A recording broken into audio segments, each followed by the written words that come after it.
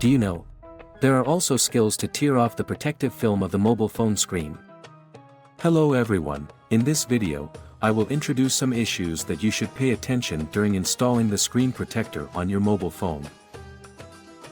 When the phone is turned on, tear off the screen protector and the screen display will dim. Why is that? Because static electricity is generated when the mobile phone screen protector is removed. The light guide plate on the backlight cannot work properly, so that the screen display is dimmed. Therefore, after installing the mobile phone screen, we need to tear off the protective film before turning on the mobile phone. Look, the display is normal. If it has been turned on, the protective film has not been removed. Don't panic, there is a solution.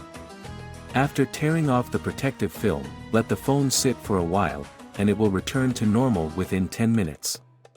If you want a shorter recovery time, just plug in the charging cable. That's all for this video. I hope it will be helpful to you. If you have any questions about mobile phone repair, welcome to leave us a message, we will be happy to answer for you. Follow FLYCDI to learn more about maintenance. See you in the next video.